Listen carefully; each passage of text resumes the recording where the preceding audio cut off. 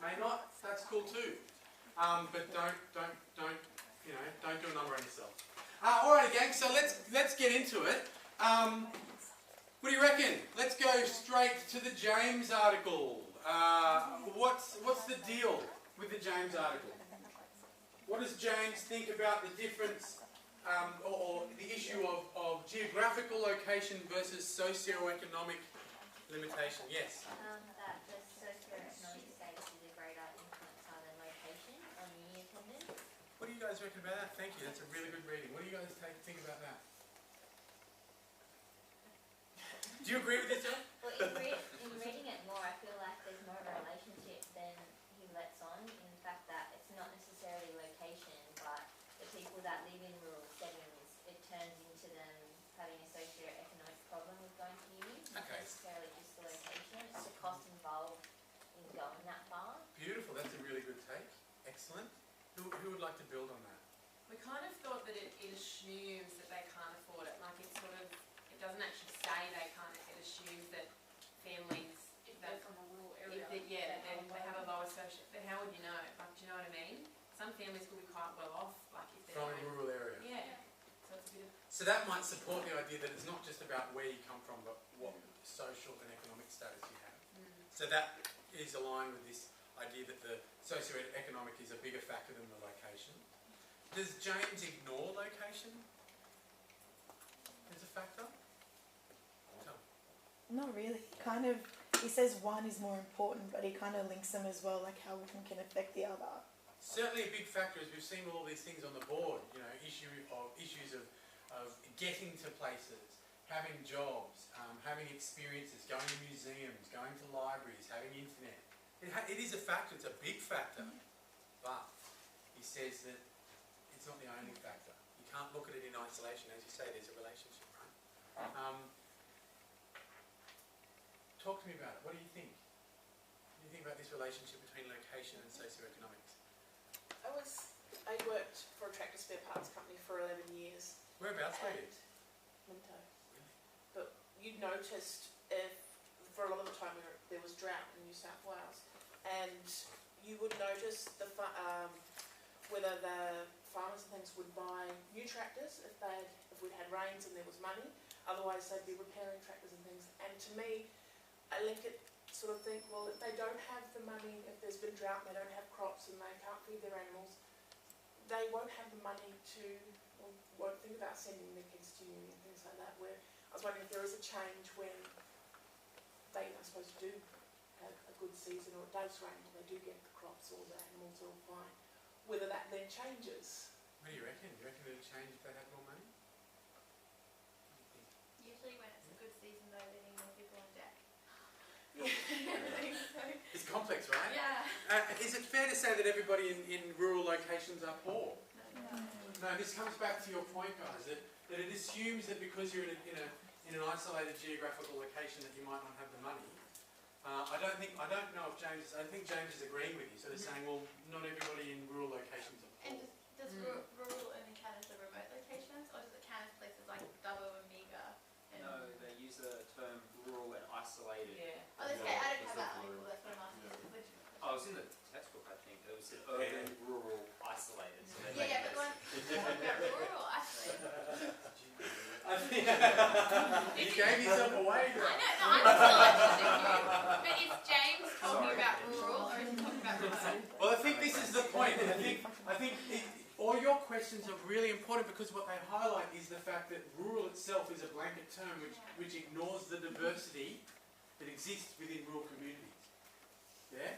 And so the rural location itself is not enough to judge why someone will feel like they can't finish school or don't want to finish school or can't go to uni. We have to look at the other factors as well. There's socio-economic factors, the invisible things that affect our social capital, our cultural capital and our symbolic capital. Yeah? You know what I'm saying? What do you guys reckon? You want to build on it? Any questions? When we're talking about like people from lower socioeconomic backgrounds that can't afford uni, are they considering like people don't have to have the money up front to go to uni? They can get an X step. Like they don't consider that really. But what does that cover? Because I have to move as an attending school, you're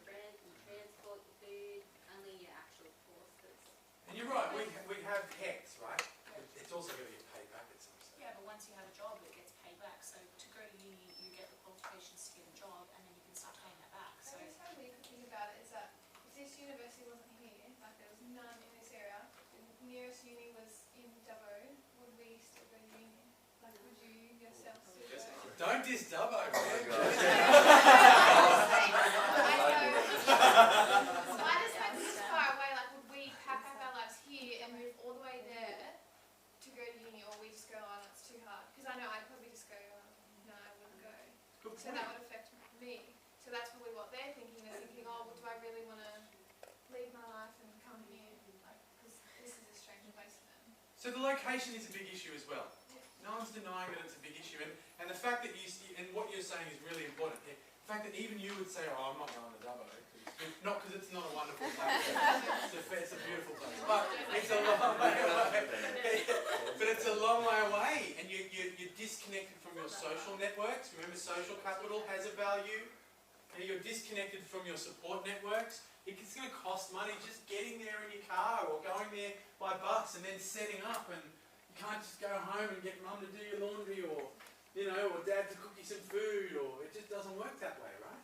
Do you think that deregulation, the proposed, is going to limit your choice of where you want to go to uni as well? Because obviously some unis are going to be charging a lot more for courses, even though they're saying it's going to produce, free markets and going to improve competition with prices. Do you think, when we all had kind of choice of where we wanted to go based on course, now we're going to be basing it on, well, how much is it going to cost you a course at Sydney Uni or UNSW or ANU? I'm going to very diplomatically say that I believe it's going to have an impact. Unfortunately, it's such a big topic that it will take us off what we have to deal with in today's class. Oh, sorry. Yeah. No. It's a really important question. This is the problem. It's a really important question, and I'm championing at the bit to talk about it because it's a really big issue. But it will actually come up in later weeks. Yeah, sure. So we'll talk about it then. But what you're raising is, it's not disconnected. What you're raising is the fact that political processes that impact on economic variables have a big effect, not just on the provision of education, but on people's sense of choice and sense of opportunity and availability of education. Yeah, it's not just geography now. Absolutely. It's becoming like more of an economic kind of decision. Yeah, absolutely. And so I'm going to say yes and bracket it out, because I think what this topic needs is a much bigger debate in class that we don't have the time to discuss right now. Is that cool? Yeah. It's a really important point that we need to hold on to and bring up, especially in the debate weeks. But for now, we're gonna think of some of these structural limitations that affect people in these remote areas. Yeah, because that's something that's going to affect us all. So let's think about these things that affect people in remote areas. Do you mind? I'm not. No, not at all. Awesome. Because it's such an important topic, and we are going to come back to it. When it comes to some of these factors, these structural limitations that affect young people in rural areas, let's now turn to the Alloway article. Yeah? Oh, you did the Alloway article? Yeah, nice. You lucked out. That was the easy one. What are some of the things that shape a young person's learning experience, their ambitions, their aspirations, their sense of choice and opportunity, their sense of entitlement to higher education and finishing school? It was interesting that they said that they felt like they didn't have educational role models because of the agricultural, being of the community. It was more focused on that side than education, so no one pushed them. Excellent. Yeah, this again is one of those invisible things. Yeah. So, for example, if no one is around you as a role model, then you're not using them as some sort of guide to shape your career trajectory or your aspirations. Yeah? Doesn't mean you don't have aspirations. That's what you've got, and that's what you're looking at, and that's what you're modelling yourself on. That doesn't even have to link to geographical location No. or socioeconomic. Exactly. Again, tying in with James's article. Yeah? Excellent. What else? Work-related opportunities within their communities. What do you mean? So if they were to go within their community, there's certain work opportunities, certain industries or certain that are within their community. If they go to university, say study to be a university teacher or a teacher of something, and they don't have a university in their community, why would they bother going to learn something if they can't come back to their own community? Nice. So remember last week we saw Armidale on the stats map, and Armidale rated pretty high considering it was bloody Armidale. Yeah, and we were like all this social capital and all the symbolic capital and all the cultural capital that a university brought to that town raised its socioeconomic status. Excellent. How might we link things like work, employment opportunities to the article on gender? The women might not see themselves as maybe needing to have a job that requires them to go to university. If Wonderful. there's someone in town where you're just expected to have a job for a short amount of time and then get married and have kids. Excellent. What else? Perfect. Wonderful. What else? There's perceptions, especially in Dubbo. people my age, when people were in year 10, heaps of my classmates dropped out, and the boys all went into trades doing electricians, sparkies, builders, and the girls all went and did hairdressing. Yeah. And I read it in the tape, and I'm like, it's so stereotypical, but in my experience, that's a lot of what happened when kids were dropping out from year 10. Ironically, I would make much more money as a sparky than an anthropologist. Yeah, and that's the thing, like my mate, so I've got a mate who has a house, he's a builder, and he bought a house, he's building his own house, and he's 22. Like, I could have, if I'd done that, and not spent like a year a different degree and then moved to this, and spent all this money, I could have been like, had a house. Yeah. It's annoying to look back and see, like, we could have done that. It is frustrating. What about if I was living in Dubbo and I rocked up and we were mates, Yeah. and I rocked up and I was like, I want to become a hairdresser.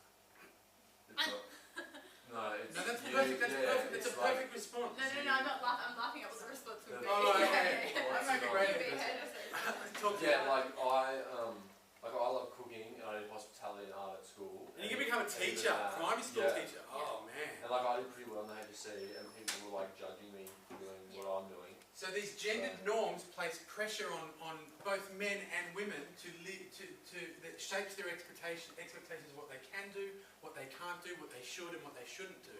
And even though your mates might go, you go, I want to be a hairdresser, and your mates go, yeah, that's cool, man. Or they might go, yeah, that's cool.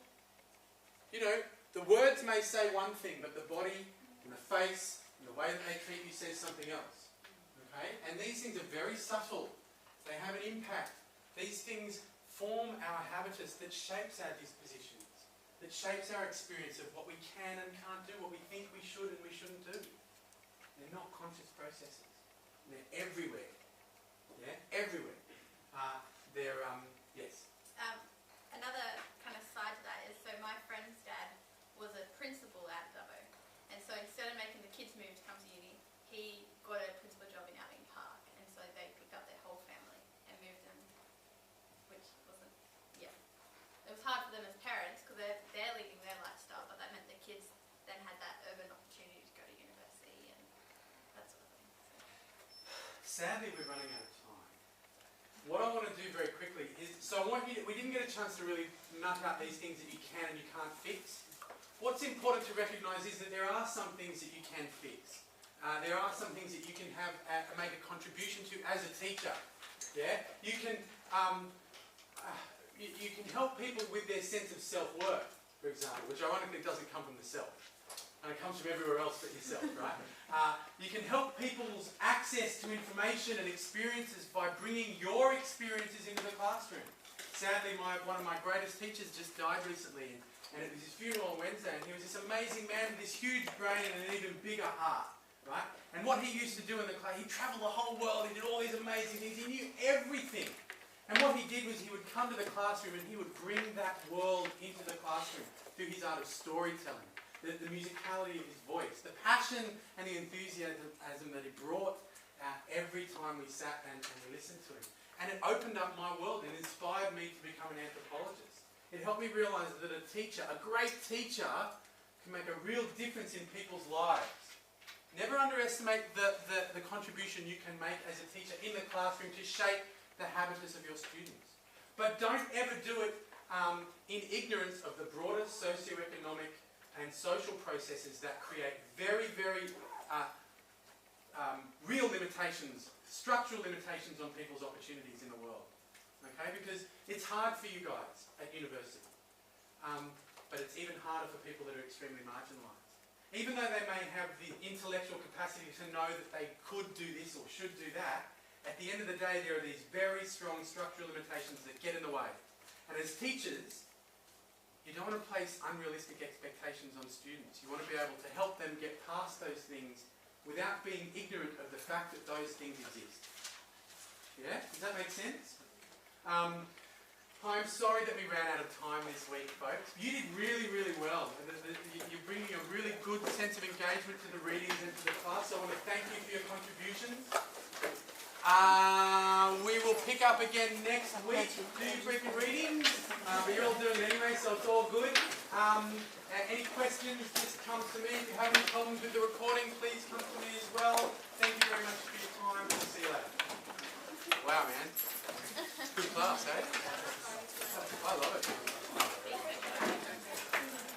Thank you very much. Can I have those readings back, please, folks?